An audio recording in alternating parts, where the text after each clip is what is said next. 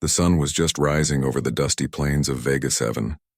Golden light touched the tops of the colony's wind towers and made the solar panels shine like mirrors. It was a quiet morning. Children were running between the hydroponic domes. Farmers checked the moisture sensors in the fields. Cargo drones moved slowly across the sky like lazy birds. No one knew the galaxy had just made a big mistake. Governor Alara Vance stood on the balcony of the administration building, looking at the horizon. She had been a soldier once, years ago, before she came here to build something peaceful. Her people had planted trees, built homes, and turned this dry planet into a place where humans could grow again. She always believed the war days were behind her.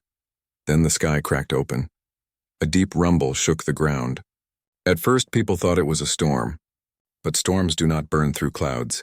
A dark shape appeared high above Vega 7, one, then two, then many. Metallic warships, sharp and silent, cutting through the atmosphere like knives. On the control deck of the lead ship, Admiral Korath of the Karathi Dominion smiled. "Another weak human colony," he said in his own language.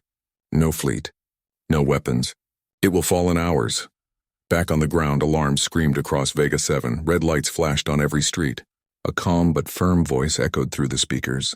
"All citizens, this is not a drill. Code Ember. Repeat, Code Ember." The colony changed in seconds. Farmers ran, not away, but toward their hidden stations. Workshop doors opened and old military crates came out. Cargo drones lowered themselves to the ground. Panels on their sides slid open, showing tools that were not just for farming. Vega 7 looked simple, but it was never weak. It was home to people who had fought in wars and survived. When they built their colony, they built defenses too. Not to start wars, but to make sure no one could destroy their peace. Alara rushed into the command center, her hair flying behind her. Her security chief, Malik, was already inside, pulling up tactical maps. 6 warships, he said quickly. Dominion, Class 3 cruisers. They are scanning our defenses. Let them scan, Alara answered. They will not like what they find. Outside, children were guided into the underground shelters by volunteers. Families didn't cry or scream. They had practiced for this many times. They were not soldiers anymore, but they remembered what to do when danger came. High above, Admiral Korath watched the colony's surface. He saw old farming buildings and wide fields. He laughed. "They hide like insects, weak, soft. Should we send a message?" asked his second officer. Korath shook his head. "No, we strike. Quick and clean."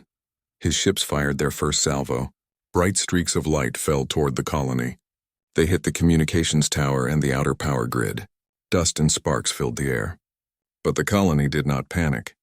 In the underground control room, Alara flipped a switch. Emergency generators came alive. Backup networks hummed.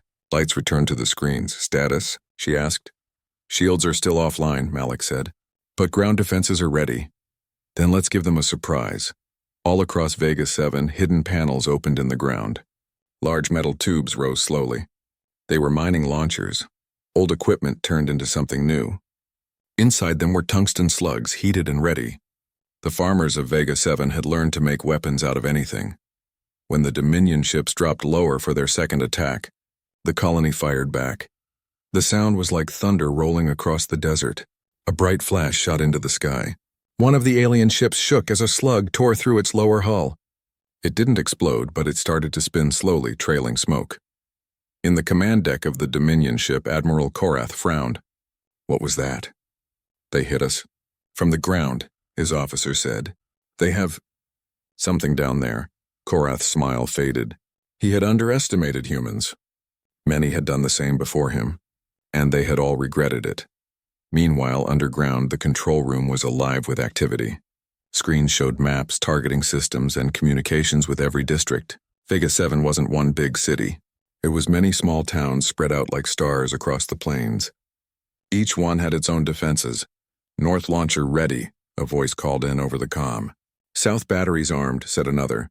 "Civilian shelters sealed," reported a third. Alara stood in the center of it all, calm and steady. "Remember," she said into the mic, "this is our home. We don't give it away." The next wave of Dominion ships came in lower. They fired at the solar fields and water towers. Flames rose. Dust filled the air. But as they descended, they entered the colony's trap. Mining towers folded open and launched drones. At first they looked like farming drones. painted white with blue stripes, but their undersides opened to reveal small thrusters and magnet clamps. They swarmed toward the nearest cruiser like angry bees. Korath's gunners tried to shoot them down, but the drones were too small, too fast, and too close. They attached to the hull and began sending pulses of electromagnetic noise. The alien ship's systems flickered. Its weapons slowed. "Jamming detected," shouted a Dominion officer. Korath slammed his fist against the console. "Impossible. They are farmers." On the surface, Malik laughed as he watched the feed. "Farmers with tricks," he muttered. The battle grew louder. Columns of smoke rose into the sky. But the people of Vega 7 didn't run. They moved together, working like one machine. Every person had a role. Some repaired damaged shield lines. Others reloaded launchers. Teams of young people carried supplies down to the command center. In one of the eastern towns, a young woman named Lena adjusted the targeting array of a mining cannon. Her hands were shaking, but she focused.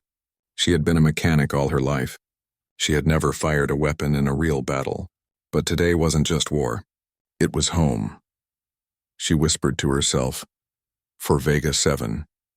Then she fired. The tungsten slug shot through the air and slammed into the engine of a second Dominion ship. The impact cracked the hull. The cruiser wobbled in the sky, throwing debris down into the desert. Korath's face darkened. He was starting to understand. This was not a weak colony. This was a human colony. In orbit, the remaining 4 Dominion ships tried to regroup. They formed a line and started charging their main cannons. These cannons could burn half the colony in one shot. Inside the command center, Malik's screen flashed red. "They're going for a big strike." "We need to stop them before they fire," Alara said. She leaned over the map and pointed at the ridge near the western canyon. "What about the old freight launcher?" "It's unstable," Malik said. "It hasn't been used since the first settlement." Alara looked him straight in the eyes. "Then let's remind them why humans are dangerous." Minutes later, under the dusty sky, a small group of engineers and ex-soldiers stood around the old freight launcher. It was a massive rail system once used to launch cargo ships into orbit. Now it had a new job. They aimed the launcher at the lead Dominion cruiser. Alara climbed into the control seat. She knew it was risky. If it failed, they would lose their last chance. If it worked, Vega 7 would live. The power systems screamed as they came online. Old wires sparked. The ground shook. Alara gripped the handles tightly. "All units," she said into the comm. "This is Alara for every farm, for every home fire." The launcher roared. A huge tungsten rod shot into the sky. It burned through the clouds, glowing red. In space, the Dominion cruiser never saw it coming. The rod hit the center of the ship like a hammer hitting glass. The cruiser didn't explode, and it cracked. A shockwave spread across its hull. Systems failed. Engines went silent. The other Dominion ships hesitated. And that was their mistake. Down below, the colony fired everything it had. Launchers, drones, old cannons, even converted water pumps that blasted superheated steam. It wasn't elegant. It wasn't clean. But it was human. And it worked. Korath's officers shouted for retreat. The Dominion had never expected to lose to a colony. But they were losing now. One ship after another pulled away, engines burning, trying to escape the planet's range. Alara sat back in the control seat, breathing hard. Her hands were covered in dust and grease, but her eyes were clear. She whispered to herself, "We warned no one. We waited for no one. We fought." Malik's voice came through the radio, shaky but full of pride. "Governor, they're pulling back." "We did it," Alara didn't smile. She looked at the rising smoke, at the broken towers and cracked roads. But she also looked at the people, tired, dirty, but standing. "No," she said softly. "We're not done. We've just begun."